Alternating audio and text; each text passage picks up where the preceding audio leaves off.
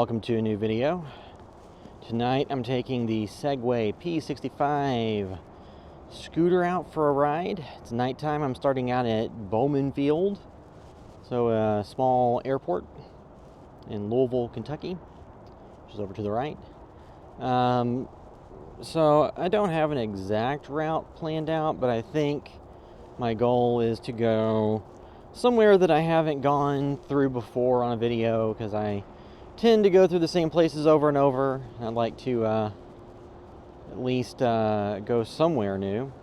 So there's a path, a multi-use path that runs parallel to Taylorsville Road that you can take, bikes, run, you can take electric scooters, stuff like that on.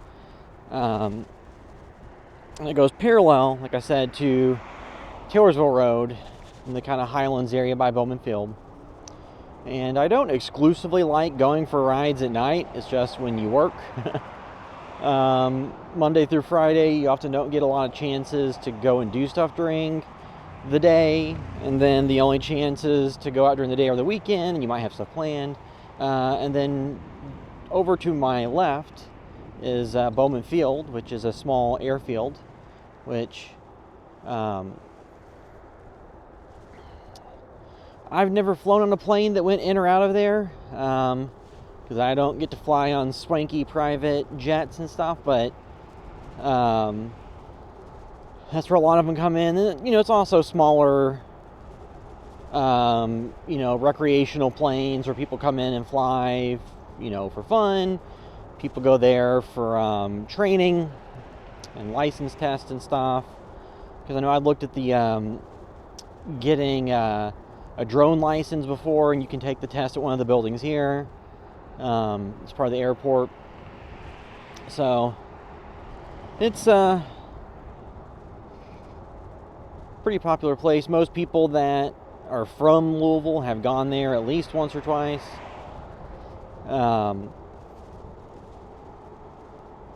And like I said, that was Bowman Field.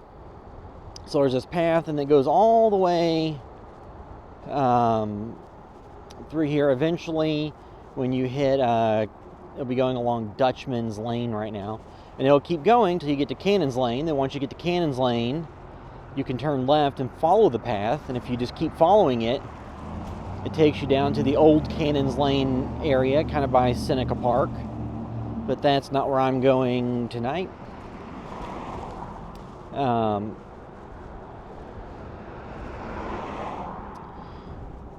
there's,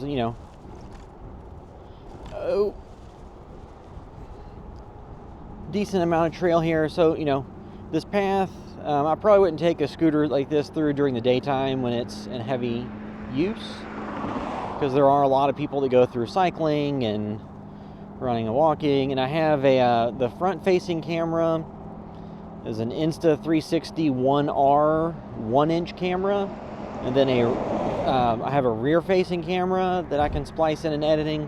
That's the Insta360 Ace Pro. So both of these are in the realm of action cameras, good low-light cameras. Now, when it comes to low-light footage, I think something people tend to misunderstand is they see that an action camera is a good low-light camera for an action camera, and then they're thinking it's going to do as well as the Sony full-frame mirrorless cameras that cost thousands of dollars. And then when they don't do that, they're confused. But there's a reason that these cameras are, even if they have a sensor that's 1 inch or close to 1 inch, in the realm of cameras, that's still pretty small. For action cameras, it's huge, but much, much smaller than what's in those Sonys that everybody uses for good low light performance. So this is the Bowman Field licensing area where you go to get tested for your driver's license. And if anybody from the area has taken the test to get your license, probably come through here. And then over, I don't really feel like going over there. On the right side of the building, there's the area where you can practice parallel parking. usually there's a line of people practicing after hours. There's not tonight. Because part of the driver's test is you have to be able to parallel park. So people like to come and practice when there's no pressure, and they're here after hours is not a part of the official test. Now, the part that adds pressure is when everybody has the same idea and wants to do that, and there's a line of people most nights. And I've heard that, haven't taken my driver's test in quite a while, but I've heard that, in recent years when you take it, that if you use backup cameras instead of your mirrors, you can fail. So I guess that means you exclusively look at the backup mirror instead of your or the backup camera instead of your mirrors. Which I guess makes sense, but I mean, a lot of modern cars, like mine, has a backup camera, and I think it beeps when you get too close to stuff. You can't really turn that off, so I wonder how they count that against people or something. So this is on Dutchman's. It's coming up to the intersection with Cannon's Lane, and I'm going to cut across to the other side. Like I said, I don't really feel like going alongside the airport and then going back by Old Cannon's Lane. I don't really want to go to that area.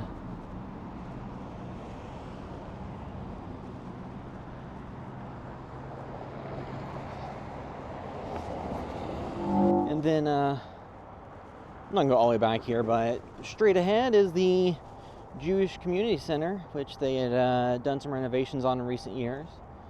I know I'd looked at it before when I was looking for pools. There is a huge lack of available public pools you can go to. I have some family that has ones I can just go visit, but so this is continuing on Dutchman's. Now, I know you're not really supposed to ride on the sidewalk, but I guess there's no cars coming, I can. But if I see any in the mirror, I'll have to get back over on the sidewalk because I don't want to get ran over. Because that's a conundrum with these scooters and stuff. You're not supposed to take them on sidewalks. And you're supposed to ride them on the main road, but the main road, it's often not adequate to do the speed that electric scooters or bicycles can do. So you end up, if you stay on the main road, almost getting run over and people driving up your butt.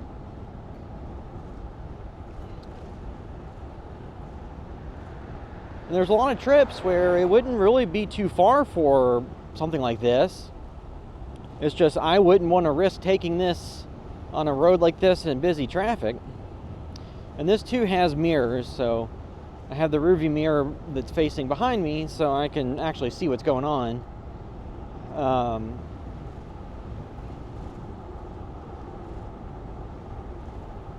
And I don't think there's any cars coming up immediately, so I'm good. So I'll get over here in a second. I'll ride through this shopping center.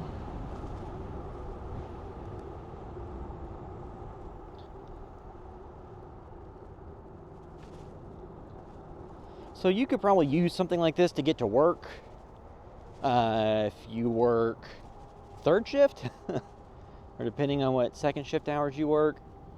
I really wouldn't want to try to go through major roads during peak traffic times.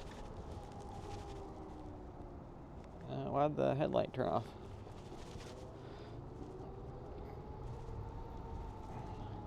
Oh. Yeah, so this is a shopping center where there's Home Depot, Hobby Lobby, Qdoba, McAllister, so different stuff like that. I think there's UPS store and some other stuff. I don't actually want to take this out onto the main road, out onto Breckenridge Lane or something. I think that might be pushing my luck.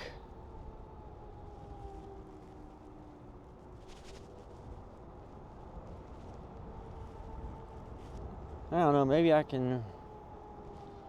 I don't really want to do that. I think is doing a little bit too much.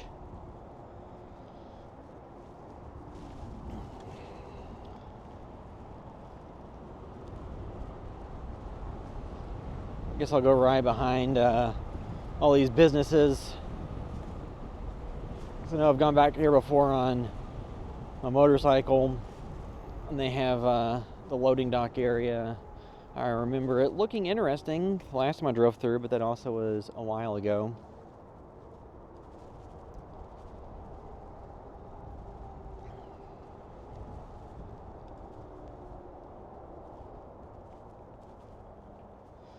Then before I wrap up, I might go across the street and look at the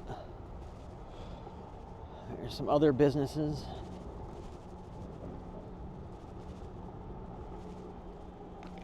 I'm not gonna go back here too far because I think it gets really dark on the backside.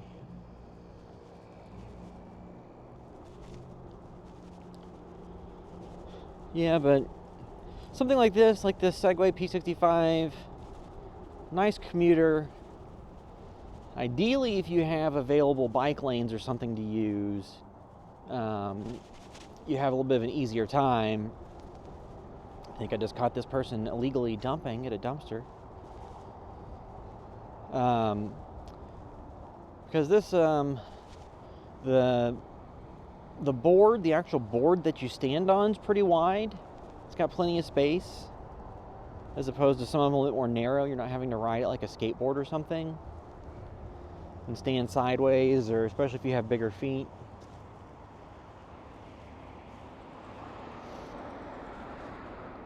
So it's got a larger board that makes that a little bit more comfortable. The downside is that it doesn't have suspension, so if there's bumps in your ride, you're gonna feel it. But it does have niceties like turn signals. You can just, there's a little button over here on the left. I don't know if that's in the frame, but you can click it. You can turn, the default is it just turns on the turn signal for, I think, 5 seconds. You may be able to change in the settings and have it stay on. You can also make it where it makes a sound and beeps when you turn the signal on. Then straight ahead, the building that's straight ahead, you may not always see it all in frame. The building at the top of it is Ruth's Chris Steakhouse, which I've only been to once or twice, but that's straight ahead. Not going to go up there because I don't think I could get into anything interesting looking.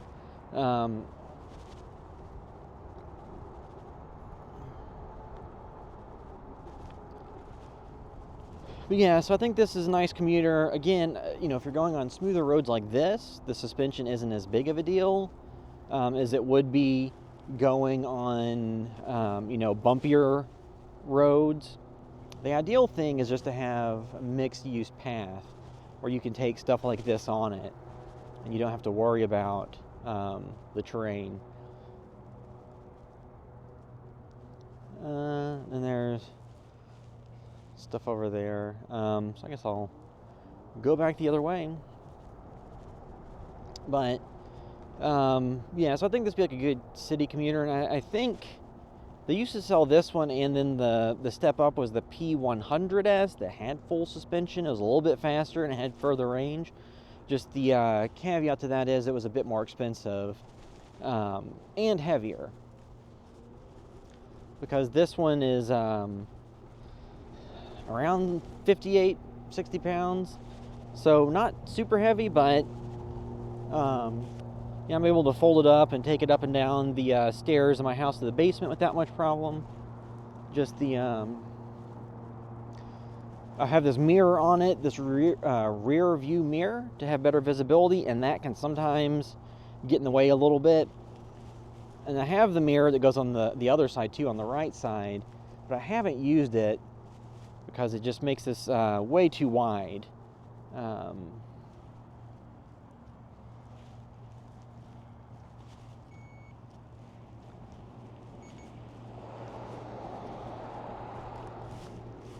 Makes it way too wide to easily fit up and down the stairs of my house. It takes too much effort to get it in and out, so I took it off and just have it on the left side. Because usually on these things you're riding on the far right lane anyway, and you really only need to be able to see what's behind you on the left. And this is just going down Dutchman's lane the other way.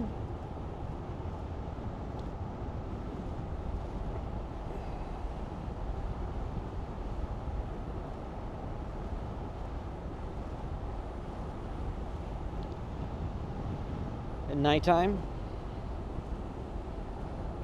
And it has a nice display because it shows the top bars on this are how much power you're exerting. So, you know, between 0 to full throttle, and then the bottom green bars are your battery percentage. And it has a bar for each percentage, so it's a little bit easier to keep track of where you're at between 0 and 100%. And I actually prefer that to some of the setups where it only gives you like 4 or 5 bars.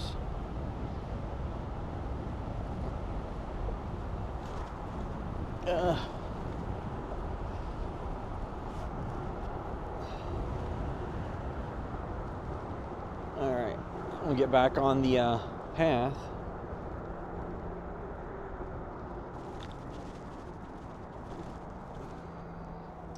Okay, so now I'm going back kind of to the area that I started in. So that was, just an example of what it's like taking a ride on something like this in the evening, or in the night. I think this could be a decent commuter for, if that was your track going somewhere near Bowman Field where I started out to like that shopping center, and you have somewhere to store the scooter. I think, that's totally doable on something like this. I would be a little bit reluctant if you have to ride in rush hour traffic to do what I just did and ride on the main road, because there actually would be more traffic that you have to worry about, as opposed to just now in both directions. I didn't have anybody come up behind me, or anybody that got close enough or anything like that. So yeah, I would be, any of this stuff, like a scooter, e-bike, any of that, I would probably be a little bit cautious about taking it on main roads and rush hour. And then there are the ones that go much faster, because Segway has like the GT series that do 30, I think 40 miles an hour. The only problem with that is there's nowhere that's technically legal. For the most part, I don't think people are going to bother you if you're riding it at reasonable speeds that, 20 something miles per hour. They're probably not going to care. But if you're rolling along in rush hour traffic on a main road doing 40 miles per hour, I think they're probably going to have a question for you. I mean, they may just be like, oh man, that's cool. How much does that cost? But you could also get ticketed for riding an non-street legal vehicle on the road. Depending what they classify it as, riding a motorcycle without a license or insurance or whatever. I have a motorcycle license. And, in this thing, even if you wanted to say it was it weighs under 100 pounds, top speed. I know the box is 20, you can unlock it up to 25. But once you have a rider on it that weighs more than 100 pounds, it's not really going to hit 25. It's less than that, even if the speedometer says it. But, I guess theoretically it could fit under the moped laws. If you do up to 30 miles per hour, if you have mirrors and signals and a horn, I think theoretically it might count as a moped. And then mopeds in Kentucky don't have to be registered, licensed, or insured. I am not a lawyer, so not giving any advice, just talking out loud. But yeah, so that was taking the Segway P65 for a ride, recording it on some Insta360 cameras at nighttime. But yeah, that's it till next time.